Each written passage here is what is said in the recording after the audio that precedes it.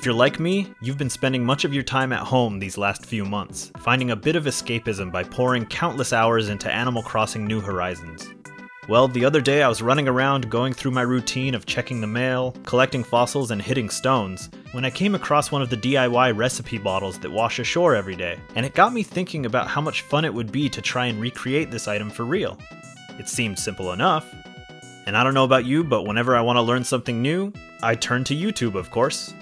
While many of the tutorial videos that I found were too drawn out or ended up with results that weren't quite what I was looking for, I was lucky enough to come across a video titled How to Make Laminated Print-and-Play Cards by Martin Gonzalez.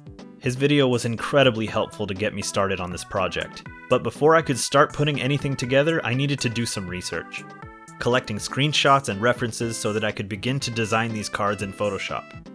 And I wouldn't be able to simply copy and paste screenshots from the game. For one, they aren't exactly formatted to fit nicely on a trading card. And to be honest, in-game screenshots simply aren't at a high enough resolution to get quality prints from. This meant that I had to take these assets, which included the photos of each object, and recreate them from scratch by tracing them with the pen tool and doing my best to mimic the colors and shading. That goes for the background pattern and DIY card icons as well. It was very tedious and a ton of work, but I can't argue with these results. I think they came out pretty damn good, better than I even thought they would. So, with a full sheet of cards designed and ready to go, it was time to move on to printing. After testing out a healthy mix of paper types and mega-thick cardstock, I found that by far the best looking print I could get was on this semi-gloss photo paper. The only issue was that these aren't double-sided, so in order to be able to print out both a back and a front to these cards, I would have to glue two sheets to each other. This 3M77 adhesive spray that you can get at any hardware or craft store works like a charm.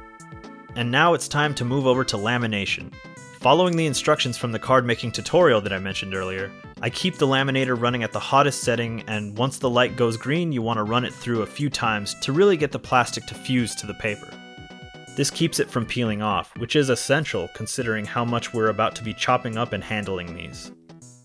Our cards are looking great, and all that's left to do is shape them. This is where you need to double check that you're lined up properly before committing to any cut. And make sure that the sheet has a solid barrier to push against the direction that you're pulling the blade. After all, it would be a shame to ruin a card this late in the process. Once everything is cut up, it's time for the final and arguably most satisfying part of the project, taking each card and stamping out the curved edges of all four corners. This nifty little tool rocks. And here we are, the cards in their final form. All that's left to do is order some game-accurate bottles, or at least as close as I could find, and slide them in.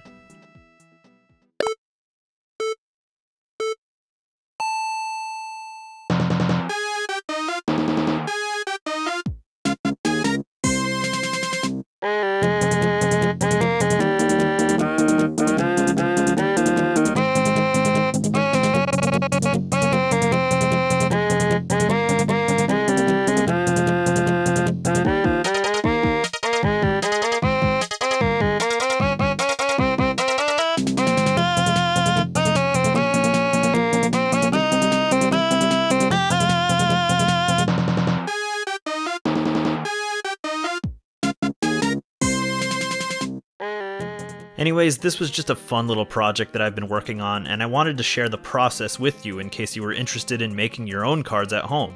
They would make a really cool decoration for your office, and they would be perfect gifts for anyone you know who loves Animal Crossing. I've left links to all the tools that I used and high-res printable patterns of these cards in the description box. If you have any questions about the process, feel free to ask me in the comments and I'll get back to you as soon as I can. As always, thanks for watching.